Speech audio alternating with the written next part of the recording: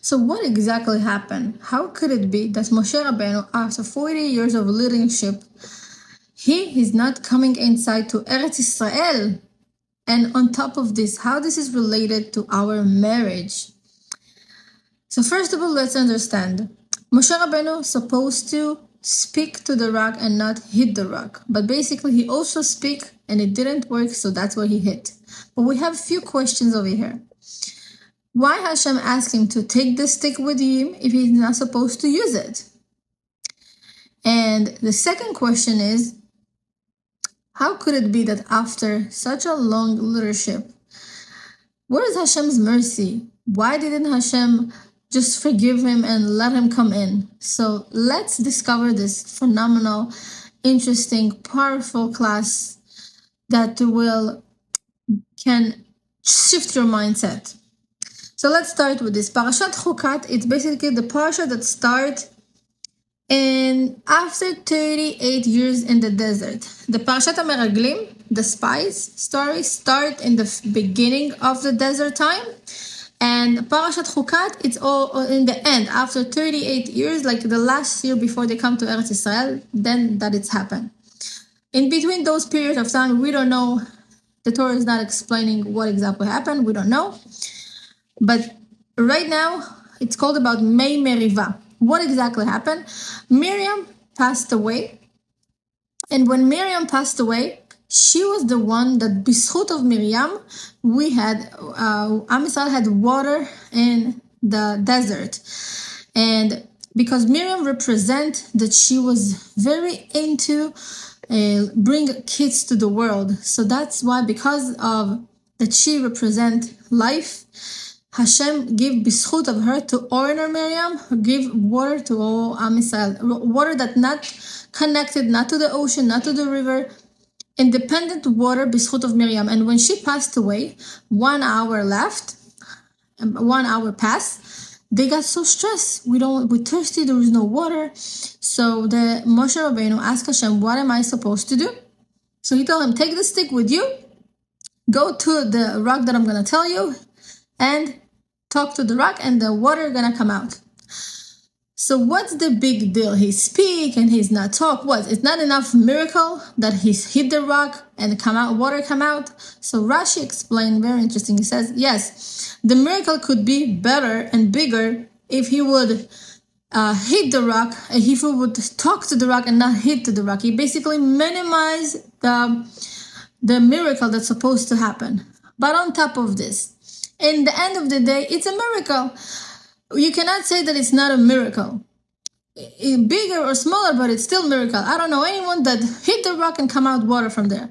What's the big deal? So let's understand together what is exactly a message that the Torah wants to teach us. Phenomenal message. So, as we know, it says, ויקהל משה באהרון על הסלע, שמעו נא המורים. Moshe was so stressed because his sister just passed away. He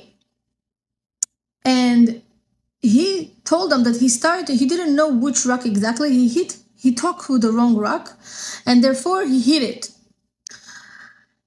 And while he trying to find out which rock is, they in the back, what are you doing? You're tricking us. You're just probably you're doing some trick on us. So he got so stressed out and he says, Shim'una hamorim, listen rebels. He called them, listen group of stubborn and ungrateful people. And in the same moment when he says that, Hashem told him, Ya'an lo emantem bi le'agdisheni ule'nei bnei Israel, lachen lo tavou ha'ka'al hazeh el ha'aretz asher natati lachem. Phenomenal. It says, Hashem says, you do not believe in this nation, and therefore you will not gonna bring this nation to the land that I promise. 1 second.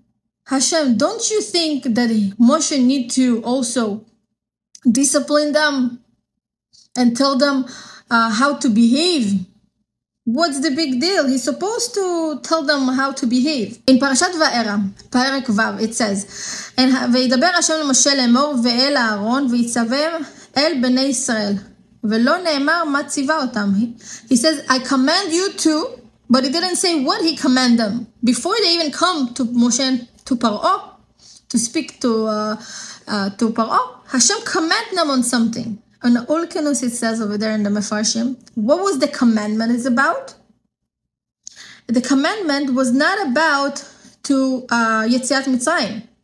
The first commandment that they got, both of them, Al tikra'u lebanai morim. Do not call my children rebels. Do not give up on my nation. They gonna make you upset. They gonna show you that they not appreciate you. They will be very difficult with you. But don't you ever name them rebels.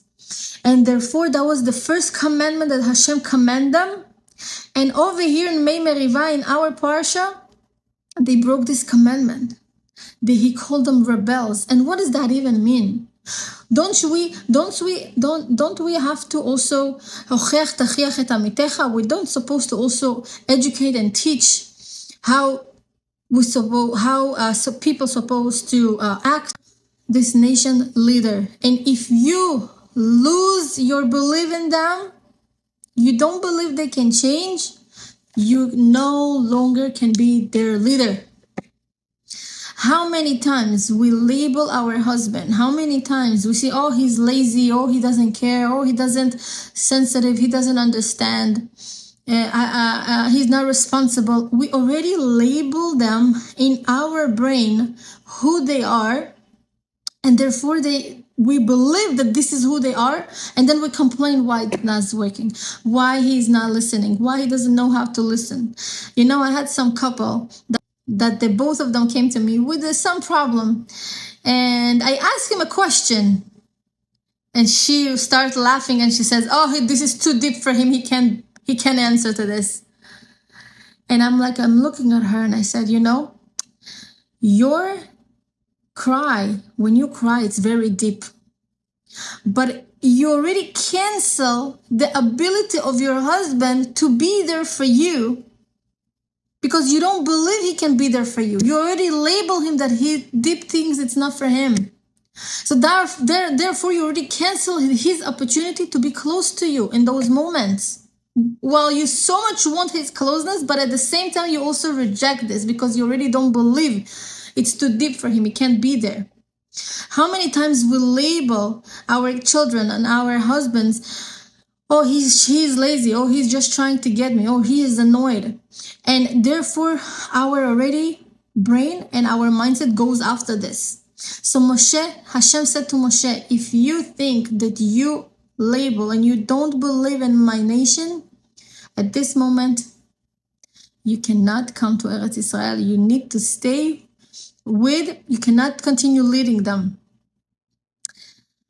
Tell them, you rebels, you lazy, you angry, you instead of label, says this is behaving is lazy kids. This is a behaving. This is not of who you are. If we just can remove those labels, because label it's something this is already personality.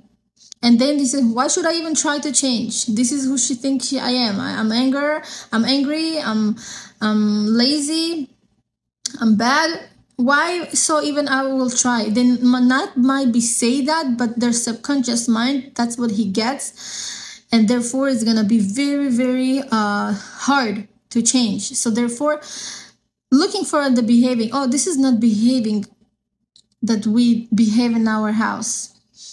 Give them the courage. Mishpacha, it's word simcha peh. We raise mishpacha with our mouth, with our mouth. What do you expect? What do you appreciate about them? What do you see about them? If you see a wrong behavior, says this is behaving is wrong, chutzpah behaving. This is behaving, it's a bad behaving, but this is not who you are. I know who you are. You're such a good person, and you want to do good, and always to remind them how good they are, how much important they are, how much you believing in them, and you believing in your husband, and you believing in your kids, because with your mouth you can raise and you can grow your family.